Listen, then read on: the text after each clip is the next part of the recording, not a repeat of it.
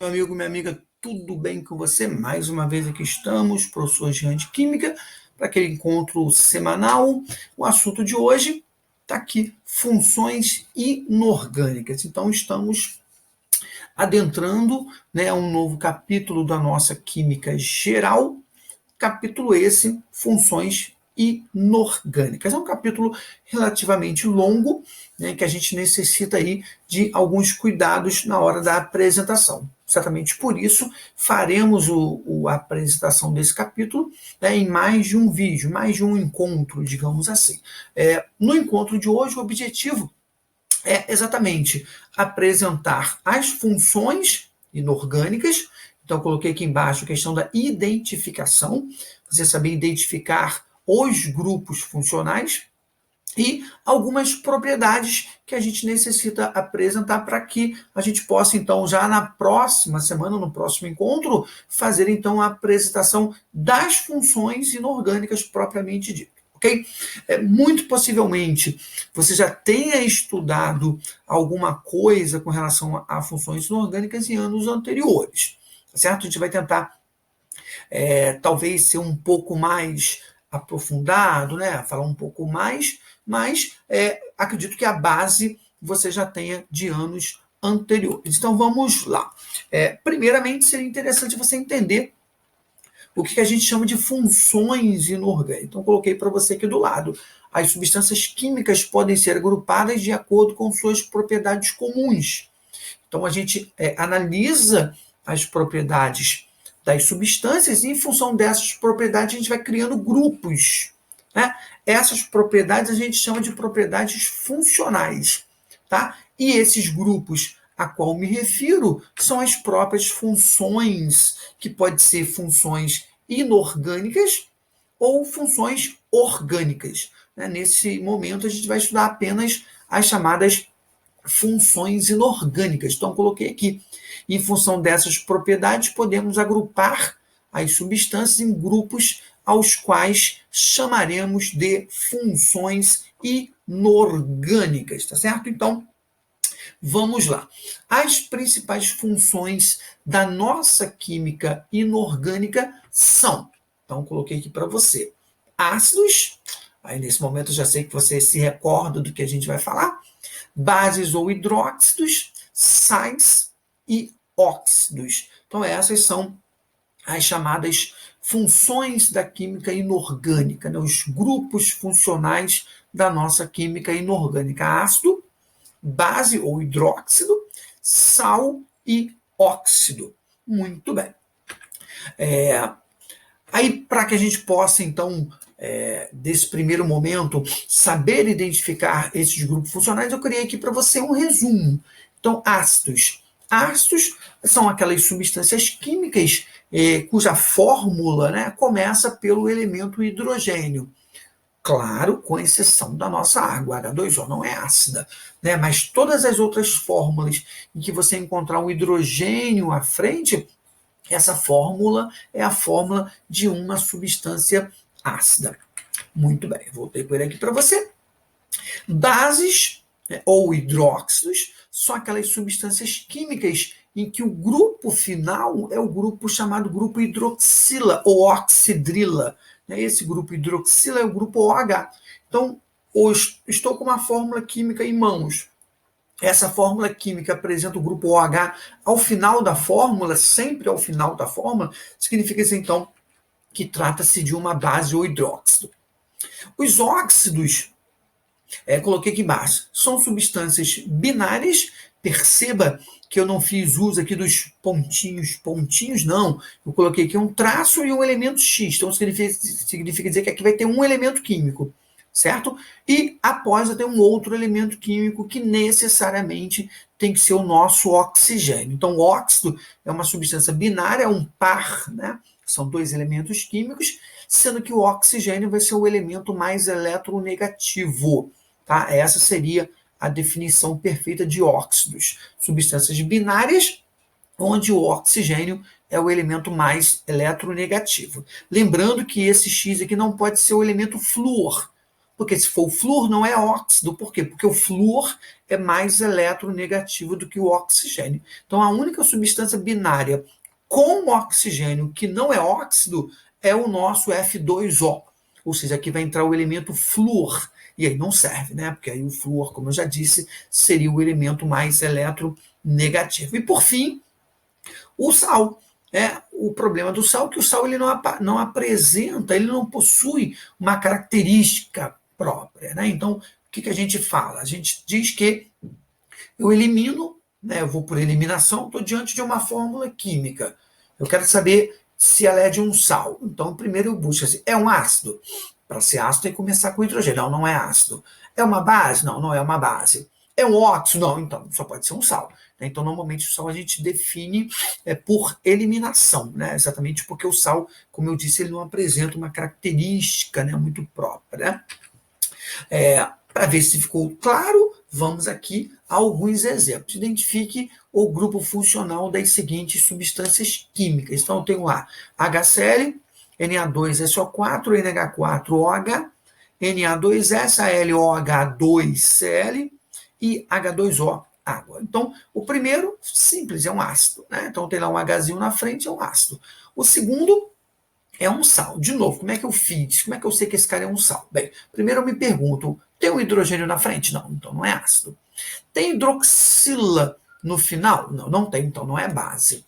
É binário? Não, não é binário porque são 3 elementos, o sódio, o Na, o S, enxofre e o O, oxigênio. Então são 3 elementos, então não é uma substância binária, não pode ser óxido, então só pode ser um sal, certo? NH4OH, bem simples, é uma base. Na2S, de novo, é um sal, certo?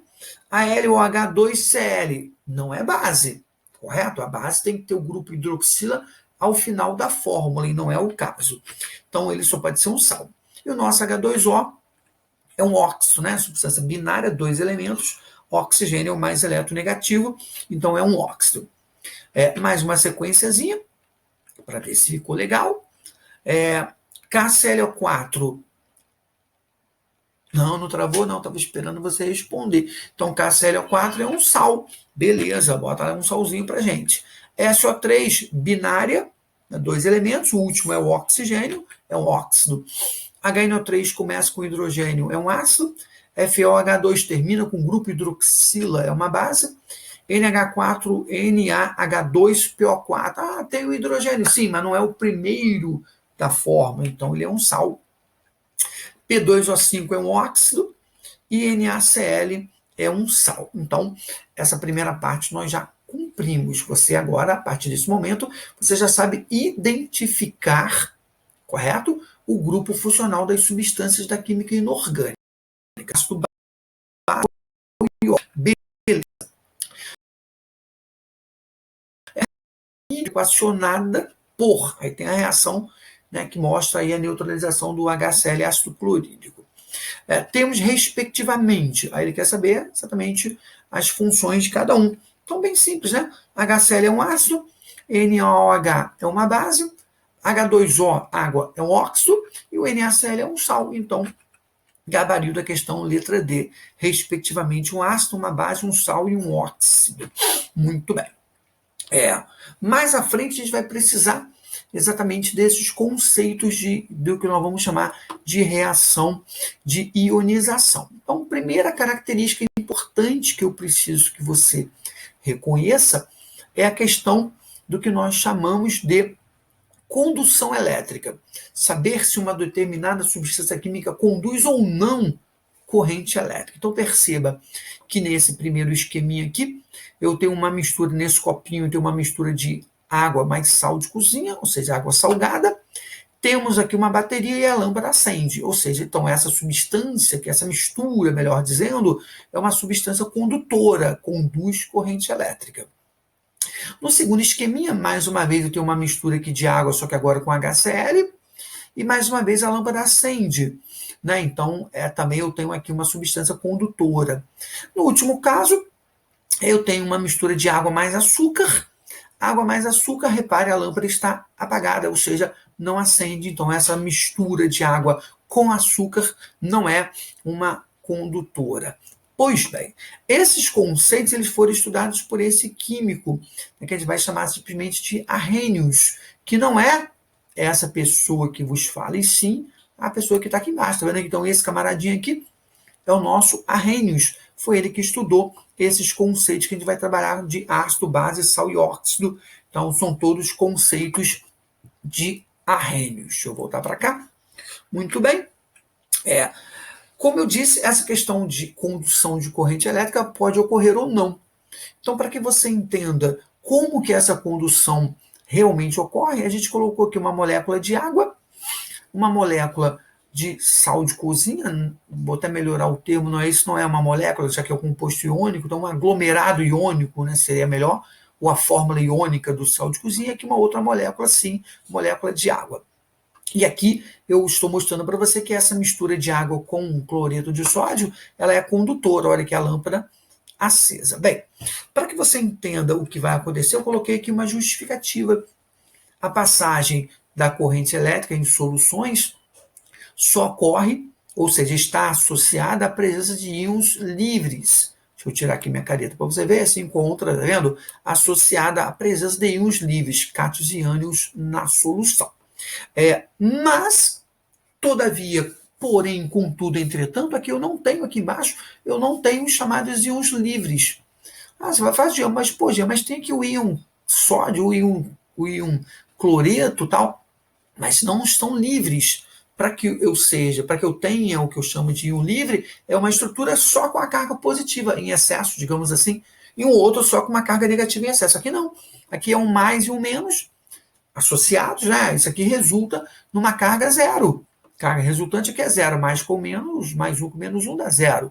Correto? Então aqui não existe mais, de novo, não é isso que ocorre. Quando você mistura sal de cozinha em água, a água provoca uma quebra do sal de cozinha, produzido cátions e ânions. Então, observe aqui no meu esqueminha como que isso ocorre. Eu vou te trazer para o mundo atômico para você enxergar como é que isso efetivamente ocorre. Então, quando você mistura água e sal de cozinha, exatamente ocorre isso aí, ó. Tá vendo? Uma separação.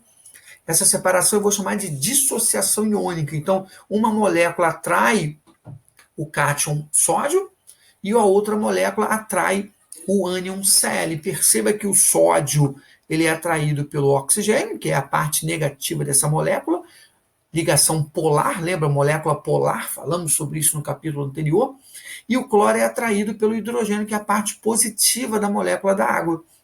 Certo? Essa reação chamada de dissociação iônica, e ela está esquematizada aqui embaixo. O NaCl, o sal mais água, forma-se Na mais aquoso, ou seja, o Na mais ligado à água, e o Cl menos ligado à água. É por conta desses íons livres, separados, que ocorre, então, a condução da corrente elétrica. Mais uma vez aí para você, solução de água e açúcar, lâmpada apagada, né? Exatamente para provar que essa solução é uma solução não condutora, certo? E aí, de novo, a nossa mistura de água com sal e a lâmpada devidamente acesa. E aí, agora sim, estou fazendo uso do termo químico que a gente usa para essa situação. Então, esse camaradinho que é essa mistura, a gente diz que é um eletrólito. Então, o que é um eletrólito? O eletrólito é toda mistura ou substância química que conduz, que permite a passagem da corrente elétrica. Então, eletrólito, toda substância que pela adição de um solvente ou por aquecimento se torna um condutor de eletricidade, tá certo? Esse é o termo que a gente usa para identificar essas substâncias condutoras, eletrólito. Dissociação é exatamente para te mostrar que existe uma diferença entre dissociação e ionização. No português, dissociar é simplesmente separar. Então, o sal de cozinha, eu até te mostrei isso no slide anterior, ele já possui as cargas. Né? O Na ele é positivo, o Cl é negativo. O que ocorre é apenas que quando você mistura isso em água, a água apenas separa as cargas. E isso é o que a gente chama, então, de dissociação. Tá? A reação é exatamente essa. Então, perceba que aqui eu tenho um recipiente contendo o sal de cozinha, um sólido sal de cozinha, e aqui o agrupamento entre os cloros negativos e os sódios positivos. Então, quando você adiciona água a esse sistema, olha aqui o que ocorre. Ó. quebra-se essa interação entre o sódio e o cloro, né? Isso nós descrevemos naquela reaçãozinha anterior. Isso é o que a gente chama de dissociação. Grave esse nome, dissociação. A ionização, eu estou colocando aqui, é um processo interessante. Ionização é exatamente a formação do átomo e do ânion negativo. A diferença é que na ionização, essa ionização só ocorre em moléculas. Ou seja, a molécula ela não possui, mais uma vez, a molécula ela não possui cargas positivas e negativas. Então, na verdade, a gente